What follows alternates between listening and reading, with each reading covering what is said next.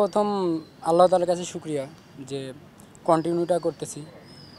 আর আপনি খেলাটা এমন যে আপনি যতদিন পারফরমেন্স করবেন হয়তোবা ততদিনই আপনি টিমে থাকবেন।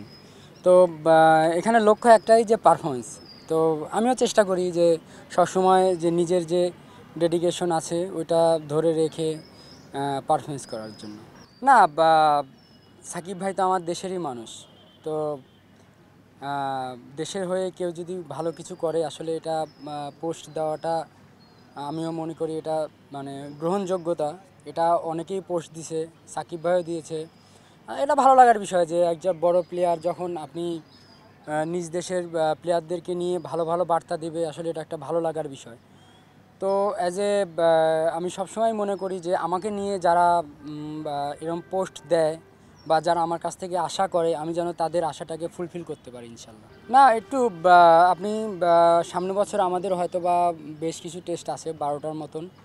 তো এর মধ্যে এই 2টা টেস্টের পরে একটা গ্যাপ আছে। তো হয়তো বা আমাদের এই গ্যাপটাতে আমাদের অনেক মানে সতর্কতামূলকই থাকতে হবে আর কি। যেহেতু অনেক দিন পর আবার খেলা হবে, ওই যে খেলাটা আসবে ওইটাতে আমরা যেন ভালো করে হ্যান্ডেল করতে পারি, এই দিকটা ফোকাস রাখতে হবে।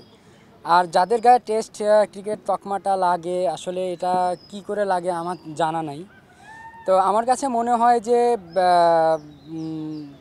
এটা আসলে টিম ওয়াইজ একটা ব্যাপার। যেহেতু এখানে একটা টিমের অপশন থাকে, এখন অনেক টিম আছে অনেকজনকে চুজ করতে পারে, এটা তাদের পার্সোনাল ব্যাপার। আসলে এখান থেকে আসলে আমি কাউকে কোনো আসলে বার্তা দেওয়ার মতন কোনো পজিশন নাই।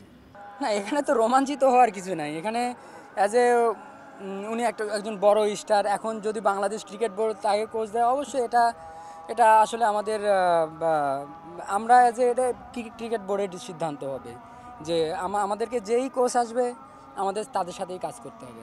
এটা আসলে বলাটা ডিফিকাল্ট ভাই, এখন এই মুহূর্তে এইভাবে বলাটা ডিফিকাল্ট। যখন আপনি দেখবেন যে একজনের ক্যারিয়ারে 100, 150, 200 উইকেট যোগ হয়েছে, আপনি তখন হয়তো বা বুঝবেন যে না, এর বয়স এমন আছে বা সামনে এত ম্যাচ খেলতে পারে, তখন একটা প্রেডিকশন করতে পারবেন যে না, এই একটা সময় এরম উইকেটের মালিক হইতে পারে। তো আসলে এখন যারা স্টার্ট করছে, এখনই আপনার বলাটা ডিফিকাল্ট যে ও 500 উইকেটে যাবে আর কি, এটা বলা ডিফিকাল্ট।